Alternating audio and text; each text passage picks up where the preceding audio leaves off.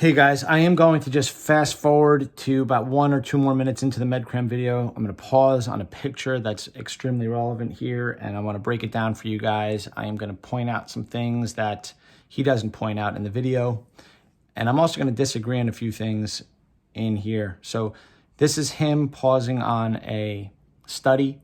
He points it out, talks about it a little bit, but it is not broken down. I'm going to break it down for you. I'm going to explain some things for you guys. And I'm going to show you the difference between me and the MedCram stuff. Pay attention. Watch. All right. So here we see the picture. Okay. Everything in the first part, we're all going to be on board. He's showing, hey, oxidative stress. Look at what happens here. Oxidative stress, obesity. We're talking obesity. Oxidative stress causes cancer, diabetes, cardiovascular disease. You heard us say over and over again that oxidative stress causes almost all disease, and that's what they're pointing out here. It's 100% true, as opposed to a healthy person. If we want to be healthy, we want to decrease oxidative stress. So on this side, we're increasing oxidative stress. This side, we're decreasing oxidative stress. So down here, they're saying, well, how do we decrease oxidative stress? So I'm going to show you the things that they're saying here. They say first whole grains, and they point out fiber.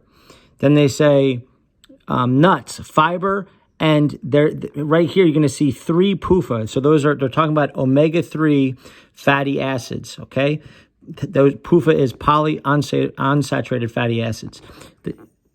Here, fruits and vegetables for vitamin C and vitamin E. They talk about beta-carotene, and they talk about flavonoids, where they're pointing out flavonoids. Fish, again, omega-3s. Here they're fish for protein and bioactive peptides. Legumes for protein, amylose starch. So amylose starch is a very particular type of starch that's very good for you. But again, this is one of the reasons why we want to vary our starches.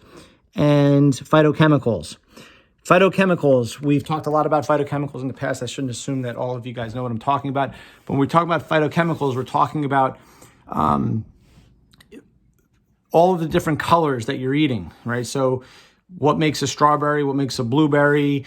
What is it that we're talking about when we eat apples as opposed? So the different colors that you're getting, the greens, the reds, the blues, those are all part of the phytochemicals that we're talking about, and all of them have very, very, very different benefits, and they are good things for your body. Many of them work via the hormetic response, which we've talked about in the past, meaning that they're causing small insults to your body so that your body comes back stronger. I'm not going to go on the tangent about that again, but just to be clear that that's part of what we're talking about here.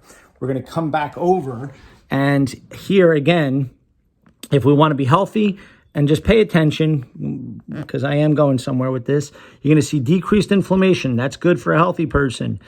Increased insulin sensitivity. Yes. You want to make sure that you are insulin sensitive, meaning that the insulin in your body is doing its job. To be insulin insensitive means that there's a whole bunch of insulin being released in your body and it can't do its job. Why? Because there's so much blood glucose all the time. Your pancreas keeps secreting insulin, and eventually the signal becomes dampened. It's like there's too much noise. The radio's too loud. You can't hear people talking. That's what's happening at a cellular level. Remember, insulin is a hormone. Its job is to take that glucose and escort it into the cells. Well, man, if there's so much glucose and if those cells are already jam-packed, insulin can't do its job, man. There's nowhere to take. What are you going to do, right? If the maximum number of people you can put in a room is 100, you can't put that 101st person in, right? So the person whose job is to escort that next person into the room, you don't need him. This is not what we want happening with insulin. We want insulin to do its job, and insulin sensitivity is very, very important. Then we have amylase and glucosidase. And glucosidase and amylase are both enzymes. So amylase and glucosidase, both of those, that activity you're going to see in a healthy person is down, which means that they're eating less sugars and starches. That's generally what that means. These are enzymes that help you break down sugars and starches. So in a healthy person, we see those enzymes are reduced. We want lipolysis genes to be up, meaning your ability to burn fat. We want lipogenesis genes to be down, which means that's what puts on fat. I mean, obvious. Oncogenes, well, oncogenes are what make cancer, everybody. We want that to be down. And cancer cell proliferation, we obviously want down. Well, what about up here? If we want to increase oxidative stress, what do you get? Well, you get increased inflammation. You get decreased insulin sensitivity. You get increased cell proliferation. You get increased lipogenesis genes, meaning that you're going to get more fat. You're going to get more oncogene production, more cancer, more healthy cell apoptosis. Healthy cell apoptosis. Apoptosis is something that we've talked about in the past, where we want cells to regenerate. We want them to die and come back, right? We want to get rid of the old and bring in the new. But you don't want to do that to a healthy cell, right? So when there's increased oxidative stress, we see healthy cell apoptosis, and that's not what we want done. All right, now, so far, we're okay. We're okay. You know, we want to increase fiber, right? We want to have those omega-3s. We want to have that vitamin C, vitamin E, beta carotene, all these things we've talked about. We want, what else do they say here? The flavonoids and the protein and the bioactive peptides. And we want the amylase, starch, and the phytochemicals. So far, we're good. But then when you go up here, check this out. It says high carbohydrate, meaning this is not good. We don't want high carbohydrates in the form of glucose and fructose. Well, I'm on board with that. We don't want that. That's something that we definitely don't want. Then it says high protein red meat. And this right here, the high fat, saturated fat diet. So right here, they're saying, hey, can you guys see that, man? Am I pointing this right? It's saying red meat, no good. And the high fat, see that? Saturated fat. Oh, guys, let me tell you. Let me be very, very clear about this. If you're not eating organic grass-fed meat, just let's just pause the video, everybody, and let me go on a rant and explain to you how important it is to make sure that to make sure you understand that fats, one of their main jobs is to store toxins. If you're eating regularly animal farmed, and you guys may be rolling your, oh, here we go, the organic talk, who's buying into it? Well, guys, I hope that you can respect the fact that the whole time for 50 days, I've earned your respect. I've come at you guys talking purely science, purely reasonable stuff, evidence-based. Let me just explain to you guys, again, evidence-based science here. The role of fat in an animal, you are an animal, like it or not. You are an animal, so are cows, so are pigs. One of the main reasons why we have fat on our body is to store toxins away from organs. That's why fatty liver, fatty organs is called heart attack fat. Okay, one of the problems is when those fats start marbleizing with your organs, you've got a problem. And, well, why is it a problem? Well, one of the reasons is because one of the main roles of fat is to store toxins. Now, if you look at how regular farm-raised animals are raised with antibiotics, steroids, they're not fed their traditional diet, you're talking about cancer growth. You're talking about hormonal dysregulation. You're talking about a whole lot of things that you don't want to eat, and especially you don't want to heat up that fat, which makes it the carcinogens even higher, and then eat it. So when we're talking about meat, I am talking about organic meat. So in this video, when they make this general statement of, Yeah, you don't want to be eating red meat. Well, you certainly don't want to be eating traditionally grown, mass-produced red meat for all the reasons why I just said. And I'm just grazing the surface on this, everybody. I promise I can go on and on here.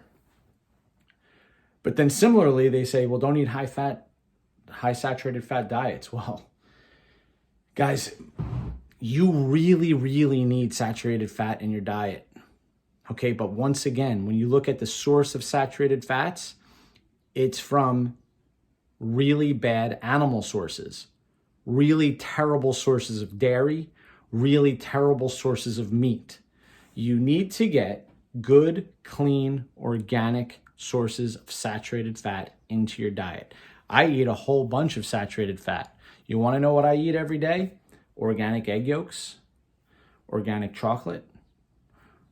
I eat organic red meat at least 3 times a week. I eat coconut oil and condensed coconut milk. Yes, that is saturated fat, everybody. So is extra virgin olive oil. Believe it or not, extra virgin olive oil has an extraordinary percentage of saturated fat in it. Now, guys, I would guess that about 1/3 of my calories are from saturated fat. If you don't understand the importance of saturated fat in your diet, I will do another video on why it's so important. You see, it's not the saturated fat that's causing the heart disease. It's the sources of saturated fat, and you combine it with a super high carbohydrate diet with a lot of fructose and a whole bunch of other refined carbs, along with the overeating and the lack of fiber, the lack of nutrient-dense food. You add in the farm-raised animals with their terrible forms of not only saturated fat, but also the hormones that you're getting into your body. These are things that cause the problem. This is an issue here to me, because I promise you, you'd rather have good sources of saturated fat, which are satiating to your appetite, necessary for hormone production, than to be packing your mouth with more boxed crap in your pantry. You see, take the time to do your research. Take the time to understand. You want to reduce, you want to make sure that your blood sugar gets lower, you want to make sure that insulin sensitivity is really, really good. You're going to want to eat more fat, more protein, and a heck of a lot less carbs. And you want to make sure that those fats are not just from PUFAs. You don't want to eat too many PUFAs, by the way, meaning specifically omega-3s. You don't want a whole bunch of omega-6s, because that's a big problem, different topic. We've talked about that in many seminars in the past. But you want to make sure that you're getting good omega-3s in your diet. Now, guys, many of these topics I'm saying here, I've covered in seminars for hours in the past, and I'm grazing the surface on many of these things, as many of you know. My point here is that to make a blanket statement in a MedCram video saying, yeah, we can all get on board 100% that glucose and fructose we want to reduce. I'm good with that. And many of the recommended sources of foods down below, where he's talking about varying fibers from whole grains and nuts and seeds and fruits and vegetables and fish and legumes, and then, but to make the blanket statement, stay away from red meat and stay away from saturated fats, this is a misnomer, and I have an abundance of evidence to show you guys that proves that to be the case. And what I will do is put at least 5 links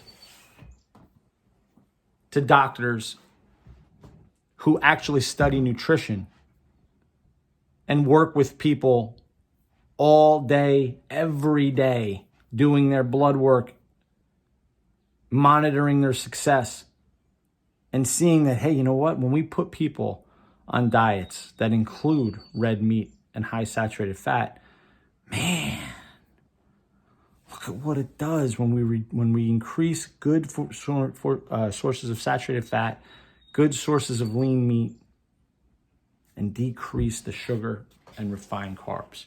That's the conversation that needs to be had. All right, everybody. All right, have a great rest. Oh, make sure you eat your vegetables. Have a great rest of the day.